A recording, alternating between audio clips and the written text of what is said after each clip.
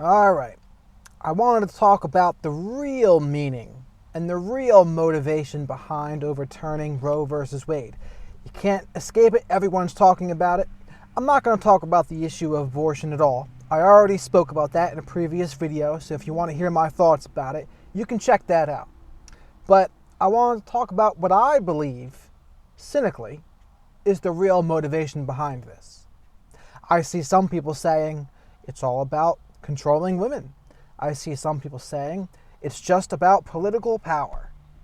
But I think they all miss the mark.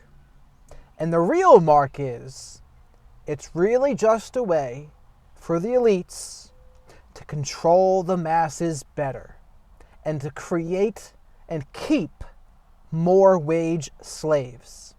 At the end of the day, that is the one thing the elites and the people in control are really concerned about.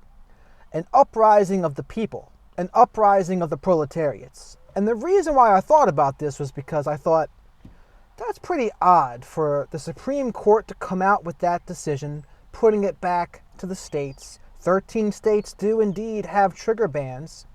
Now, I also think there's going to be a lot of people willing to help them to get abortions wherever they're from. So I don't think it's going to be as much of an issue. But that doesn't change their motivation. And the motivation is to keep people as wage slaves. Now, the Supreme Court, I thought, it's pretty odd for them to do this in front of the midterm elections coming up here. It can't possibly help Republicans in the midterm elections. In fact, it's probably one of the best pieces of marketing the Democrats could have ever asked for. Because if anything, more women will vote, more people under 40 will vote, and guess who are they going to vote for? They're going to vote for Democrats. And I thought to myself, why would the Supreme Court do this in front of that? It certainly doesn't help Republicans. And then I remembered, Republicans and Democrats are just two wings of the same bird. The elites are able to control both Republicans and Democrats at the end of the day. That's what they are able to do. And they know this. They do not care who's in there. And just as Biden said to Wall Street, fundamentally nothing will change. This is what elites are really concerned about. Elites are concerned. They got to make sure Bezos needs his slaves in the factory. Gates needs his slaves in his factories. They all need their people to be wage slaves, or else how would the world go on? Now, there's better versions of the wage slave. Some wage slaves are treated better than others. But as the expression goes, some people do not feel their chains until they try to move. And then they feel them. And this is a great distraction, is what this really is, because it makes the ideologies fight amongst one another. This is not about preserving human life. It's not about pro-choice. It's not about pro-life. It's just about elites maintaining control. And how does this do that? It does it by the following way. When people have children young, it forces them to take care of their children and to either be more reliant on the government or to have to settle and to do jobs and to do anything to get by.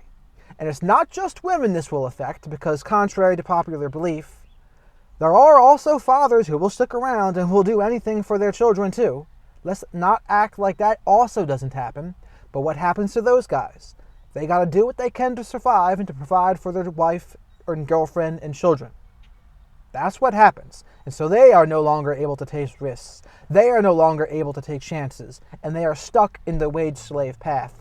Same with their mother. And having children at a young age makes things 1,000 times harder to succeed, especially financially.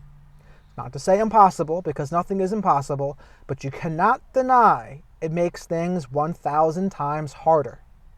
And to me, at the end of the day, this is all it is. This is what the elites wanted to do this for, to try to make sure that the world will go on and the plantations that we're all on, that we're all a slave to the system in some way, this is how it will continue. People are going to say there's going to be a population crisis soon. Elon Musk said as much. What's one way to combat that? Make sure there's less abortions. Because after all, who would work the fields? Who would work the metaphorical fields today? Who would do all the jobs that no one wants if there weren't people forced to do so because they have to take care of people other than themselves? Cynically, I think this is all it is. And now there's the ideological battle. There's the people who, and there are Republicans who really truly believe in pro-life, but I don't get it twisted for a second. I feel like the people who are pulling the levers and the people who are in charge, the puppeteers, they do not really care at all. And sadly, progressives and liberals out there, I don't think your leaders care very much at all either. It's just a talking point for them in November. Now, in the elites, they like this. They like the bickering. They like the distractions. And keep your eyes open for some tomfoolery in the next week or two. Now that everyone's talking about this, what is everyone going to be? They're going to do something while everyone's talking about this to distract you from something else. What that something else will be, I'm not sure. But pay attention, because this is one of the best distractions they have. And women will fight about it, and the Republicans will fight them back. But while they're bickering, the elites will be laughing to the bank. Because they see what they have done. They see the bickering. They see people distracted. They see people lost in an ideological lens. And they say, aha! Now we're able to really get some stuff over on them while they're distracted. Don't let them win, because after all, this is going to the states. And so if you're a woman in America, vote blue in November. Vote blue, and your elected officials will not take away abortion in your state. This is still in our hands. Let's not get it twisted here. Now, those 13 states that had trigger bans, well, those guys got voted in as well. And so it's up to them, if they want to change that, to change that. And again, I'm not here to talk about the abortion issue. I talked about that in another video. But let's take a step back here and remember what's going on. That's the one thing elites are absolutely afraid of. The proletariat uprising. The people uniting. Because guess what? If your net worth is anywhere between $0 to $1 million, regardless of your political affiliation, your race, your gender, your religion, you have way more in common with one another than you do the elites. Guaranteed. Don't forget that. Do not let them pull the wool over your eyes so that you forget that fact. If your net worth is between $0 and $1 million, and maybe even a little more than that, honestly, you have way more in common with one another. Do not let the things that they do on the elite level distract you from that fact, because that is true.